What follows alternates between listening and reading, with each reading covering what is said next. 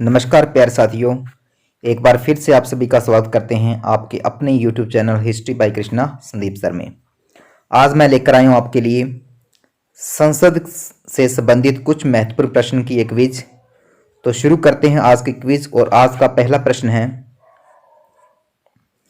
संविधान संशोधन के बारे में संविधान के किस भाग तथा अनुच्छेद में के तहत दिया गया है। यानी संविधान संशोधन की जो प्रक्रिया है वो संविधान के किस भाग तथा अनुच्छेद में है। ऑप्शन ए भाग 5 अनुच्छेद 124, ऑप्शन बी भाग 20 अनुच्छेद 368, ऑप्शन सी भाग 6 अनुच्छेद 153 और ऑप्शन डी भाग 12 अनुच्छेद 268 से 81। तो इस प्रश्न का राइट आंसर है ऑप्शन सी, भाग 20 अनुच्छेद 368 के तहत संविधान में संशोधन किया जा सकता है। भाग 5 और अनुच्छेद 124 की बात करें तो यह संबंधित है सर्वोच्च न्यायालय की स्थापना से। सर्वोच्च न्यायालय की स्थापना व गठन, सर्वोच्च न्यायालय की स्थापना व गठन संविधान के भाग 5 अनुच्छेद 124 के तहत की जाती है। ऑप्शन नंबर सी देखें तो भाग 6 अनुच्छेद 153, ये इसमें प्रावधान किया गया है कि प्रत्येक राज्य में एक राज्यपाल होगा, प्रत्येक राज्य में एक राज्यपाल होगा। यह भाग 6 अनुच्छेद 153 में है। अनुच्छेद 268 से 81 और संविधान का भाग 12 में यह प्रावधान किया गया कि संघ व राज्यों के बीच वित्तीय संबंधों के बारे में है। संघ व राज्यों के बीच वित्तीय संबंधों के बारे में जानकारी मिलती है। नेक्स्ट प्रश्न पर चलते हैं। भारत में संविधान संशोधन का अधिकार किसे दिया गया है।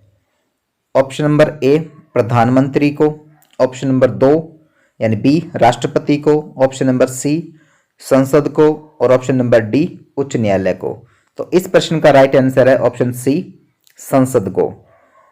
भारत के संविधान में संशोधन करने की जो प्रक्रिया है वो दक्षिणी अफ्रीका के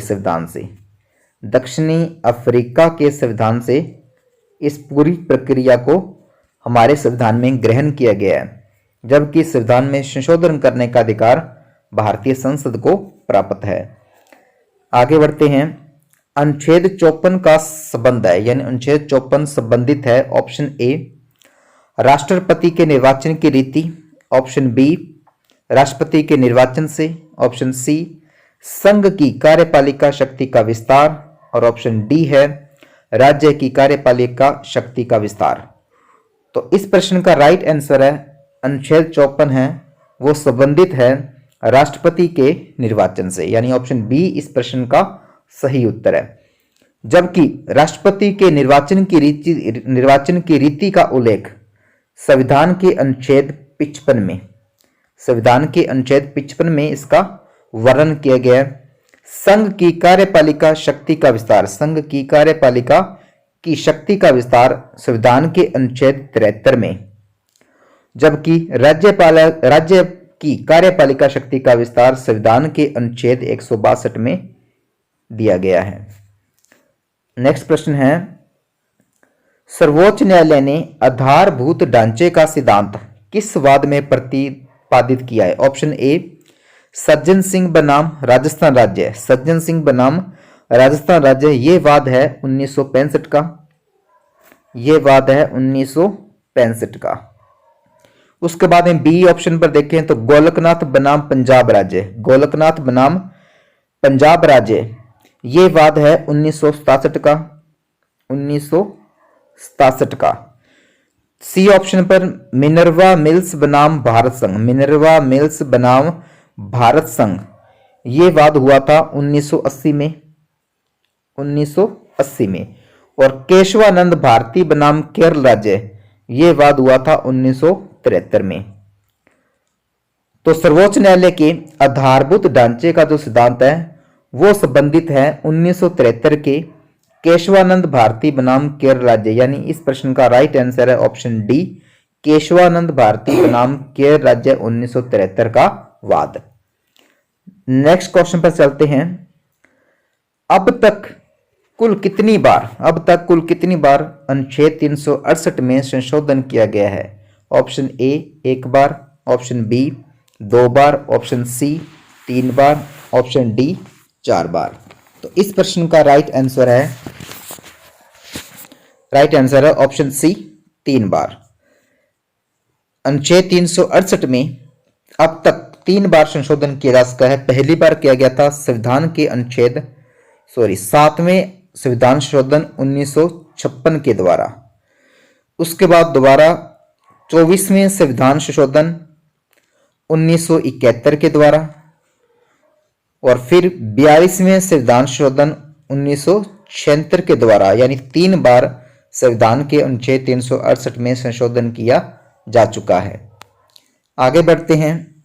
प्रश्न नंबर 6, भारत में संसद द्वारा बंधुआ मजदूरी को प्रतिबंधित करने वाला अधिनियम पारित किया गया। ऑप्शन नंबर ए 1974 में, ऑप्शन नंबर बी 1976 में, ऑप्शन नंबर सी 1979 में, और ऑप्शन नंबर डी 1980 में।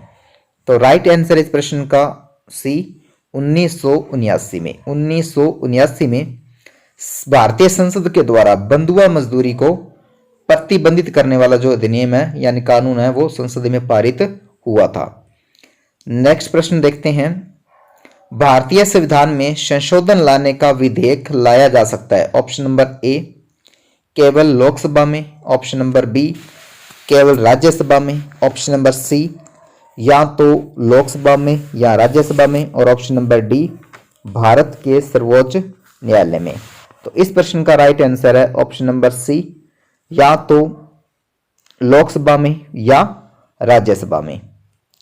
नेक्स्ट है, संविधान के किस अनुच्छेद के तहत लोकसभा अपनी पहली बैठक में अपने सदस्यों में से एक अध्यक्ष तथा उपाध्यक्ष का चुनाव कर सकता है? ऑप्शन नंबर ए अनुच्छेद 93, ऑप्शन नंबर बी अनुच्छेद 94, ऑप्शन नंबर सी अनुच्छेद 95, और ऑप्शन नंबर डी अनुच्छेद 96। तो इस प्रश्न का राइट आंसर है ऑप्शन नंबर ए अनुच्छेद 93 के तहत लोकसभा की पहली बैठक में अपने सदस्यों में से एक अध्यक्ष और उपाध्यक्ष का चुनाव किया जाता है। जबकि अनुच्छेद 94 यह व्यवस्था करता है कि लोकसभा के विघटन होने पर और आगे आने वाली जो लोकसभा की प्रथम बैठक या अधिवेशन होता है उस बैठक से पहले तक जो अध्यक्ष पद है वो अपने अध्यक्ष पद पर बना रहता है। अनुच्छेद 95 अध्यक्ष पद खाली होने पर या रिक्त होने पर या अध्यक्ष पद एब्सेंट होने पर जो लोकसभा उपाध्यक्ष है वो उस बैठक की अध्यक्षता करता है। जबकि अनुच्छेद 96 यह व्यवस्था करता है कि अगर लोकसभा अध्यक्ष पर या उपाध्यक्ष पर कोई भी मामला लोकसभा में विचाराधीन हो, ठीक है, तो वह किसी भी लोकसभा बैठक की अध्यक्षता को नहीं कर सकता, यानी उसकी अध्यक्षता नहीं कर सकता। नेक्स्ट प्रश्न है, अनुच्छेद 100 संबंध रखता है। ऑप्शन नंबर ए संसद सदस्यों के शपथ ग्रहण से, ऑप्शन नंबर बी लोकसभा के कार्यकाल से, ऑप्शन नंबर सी सभापति व उपसभापति संबंधी उपबंध से, और ऑप्शन नंबर डी निर्णायक मत के बारे में। तो इस प्रश्न का राइट आंसर है ऑप्शन नंबर डी निर्णायक मत के बारे में।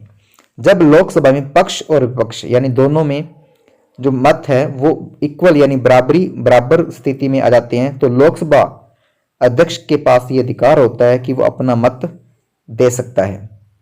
अब संसद सदस्यों के शपथ ग्रहण से इसका वर्णन किया गया संविधान के अनुच्छेद 99 में।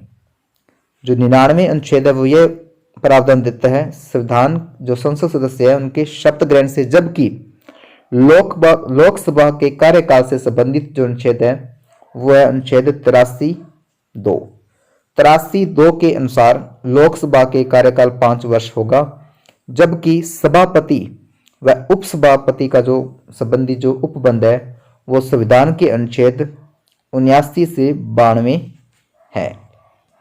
नेक्स्ट क्वेश्चन है, संसद सदस्यों की अयोग्यता संबंधी प्रश्नों के विनिश्चय करने से पूर्व राष्ट्रपति किसकी राय लेता है? ऑप्शन नंबर ए संसद के सदस्यों की, ऑप्शन नंबर बी प्रधानमंत्री की, ऑप्शन नंबर सी सर्वोच्च न्यायालय की और ऑप्शन डी चुनाव आयोग की। तो इस प्रश्न का राइट आंसर है ऑप्शन नंबर डी चुनाव आयोग की।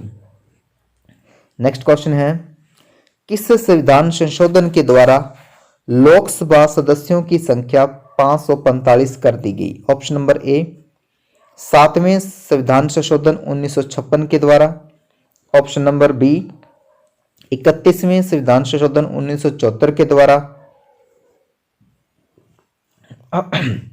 और ऑप्शन नंबर सी 95वें संविधान संशोधन 2009 के द्वारा और ऑप्शन डी है 42वें संविधान संशोधन 1976 के द्वारा। तो इस प्रश्न का राइट आंसर है ऑप्शन नंबर बी 31वें संविधान संशोधन 1974 के द्वारा लोकसभा सदस्यों की संख्या 525 से 545 कर दी गई, जबकि 7वें संविधान संशोधन 1956 के द्वारा लोकसभा सदस्यों की संख्या 500 से बढ़ाकर 525 की गई थी, 500 से बढ़ाकर 525 की, जबकि मूल संविधान के अनुच्छेद 81 के तहत लोकसभा सदस्यों की संख्या कितनी थी? 500, जबकि वर्तमान में लोकसभा सदस्यों की संख्या कितनी है? 545।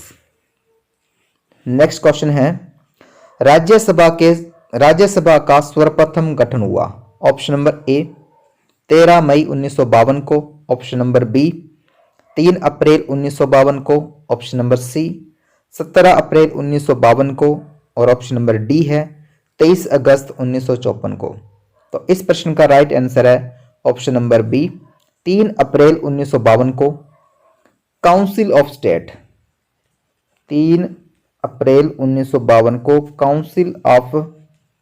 काउंसिल ऑफ स्टेट्स के नाम से राज्यसभा का गठन किया गया, जबकि राज्यसभा की जो प्रथम बैठक है वो हुई थी 13 मई 1952 को, 13 मई 1952 को, 23 अगस्त 1954 को राज्यसभा के सभापति डॉक्टर एस राधाकृष्णन ने काउंसिल ऑफ स्टेट को राज्यसभा के नाम में चेंज कर दिया, यानी 23 अगस्त 1954 को जो काउंसिल ऑफ स्टेट थी उसको राज्यसभा का नामकरण दिया गया, यानी राज्यसभा के जो सभापति थे उन्होंने घोषणा की कि काउंसिल ऑफ स्टेट को अब राज्यसभा के नाम से जाना जाएगा, जबकि 17 अप्रैल 1952 को लोकसभा का गठन किया गया, 17 अप्रैल 1952 को लोकसभा का गठन किया गया।